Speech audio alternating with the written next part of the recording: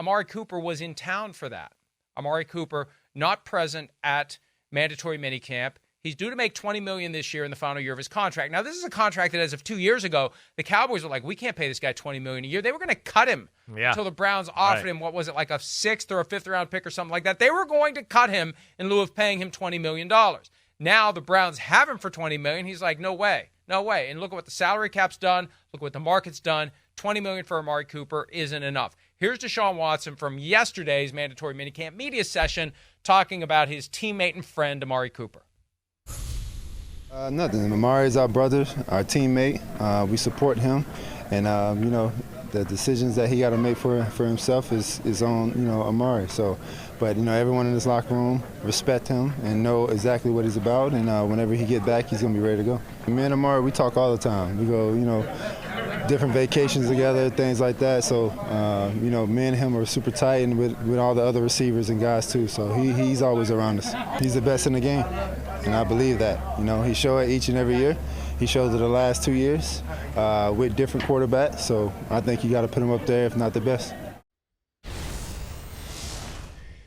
Look, this is the way you do it. We had this conversation not that long ago, and I mentioned it in a post that I put at PFT this morning before the show started. The Brett Favre comments about Javon Walker from 19 years ago, which are just laughably dastardly. Yeah. That Favre was so all in against Javon Walker trying to get paid. You support your teammate. You support his effort. And here's Deshaun Watson on top of saying he's got to do what he's got to do as it relates to his contract, saying he's the best in the game.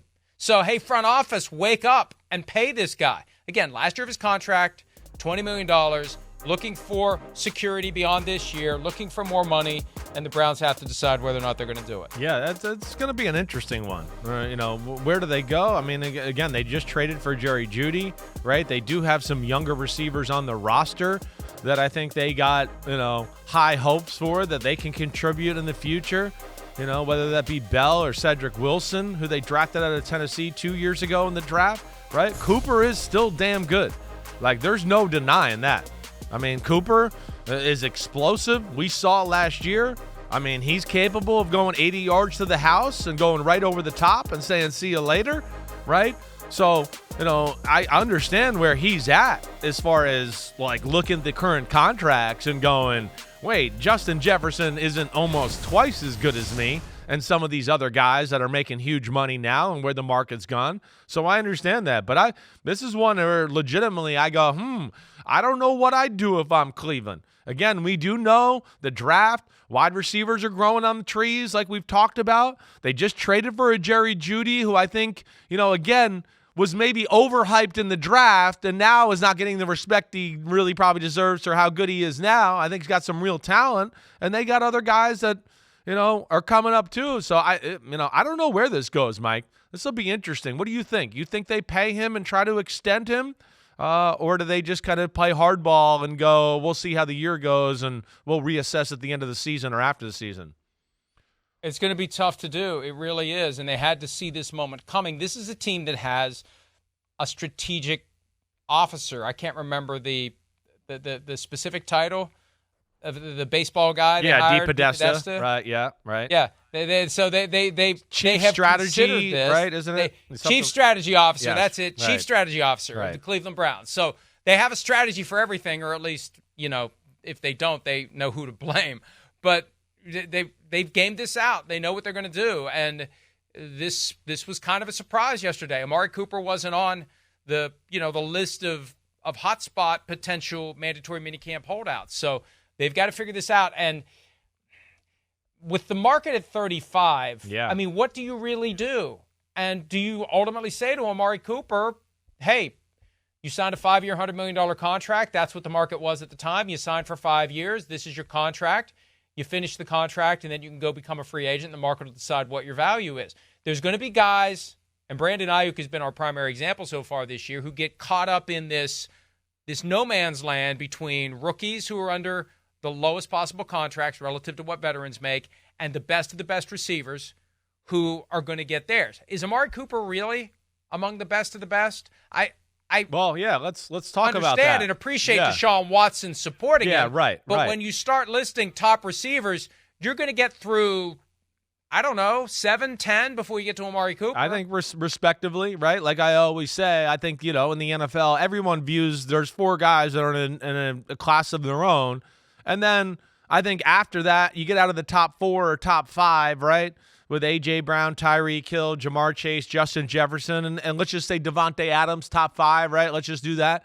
Then I think the next 15, if you went around and asked coaches all in football, they'd be a little all over the place at how they rank guys and where they are and whatever, right? One guy might be like, no, Amon-Ra St. Brown is the 7th best receiver in football, and somebody else would be like, no, it's Cooper Kupp or Mike Evans, right? I think that's where it's beauty in the eye of the beholder. But no, like to your point, Mike, I don't think he's in the class of that upper echelons of guys, but as we sit here right now, do I think he's in the class of Amon-Ra St. Brown?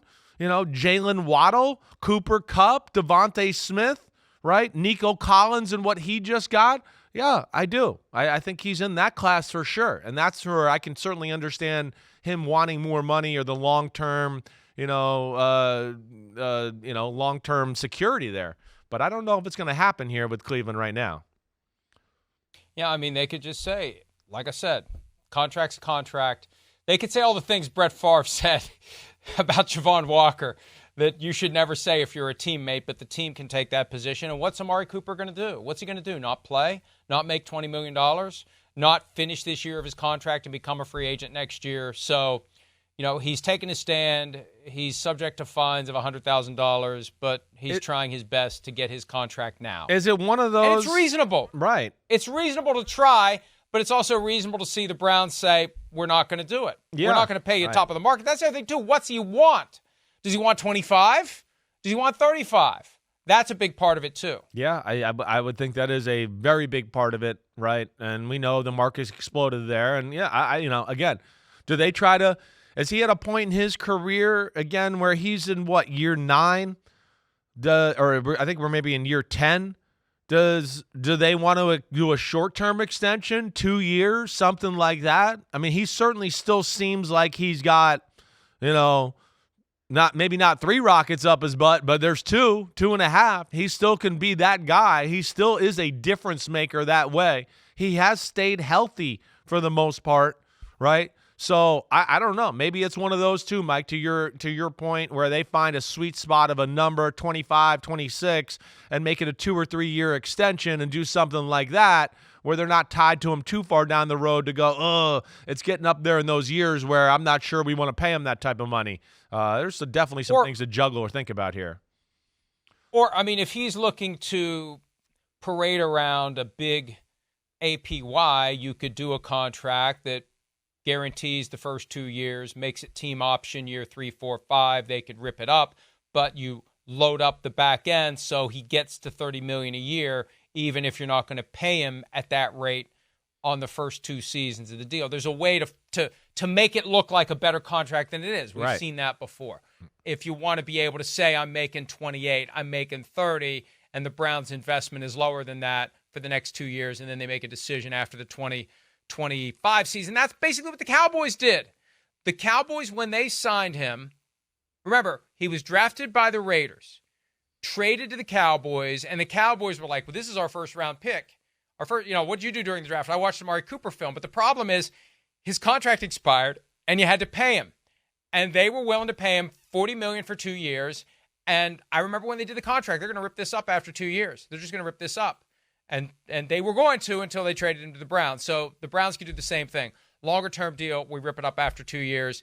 It has an APY that's fugazi, but he feels like he's being paid among the top receivers in the game. He's a 5-time Pro Bowler in 9 NFL seasons with 3 different teams, traded by the Raiders, traded by the Cowboys, now with the Browns for 2 years. He had 1,250 yards last year, 17.4 yards per catch, 128 targets, and 72 receptions. So, he is one of the better in the league, and he did make the Pro Bowl last year. Yeah, big plays, 17 yards per catch. When you start naming best of the best, right, he's not going to come up in the first 7 or 10. No, I don't think so. He's just not. I don't think so. No, he's probably in that next group there. But as we know, we understand where he's at, and I don't know. I don't know what Cleveland does here, right? But I think at the bottom line, it's a little bit like the Hassan Riddick with the Jets thing there, where you go, hey, yeah, he can make things uncomfortable and do all that, but there's a point where it's going to go, wait, you're cutting off your nose to spite your own face for your future of what you could get here.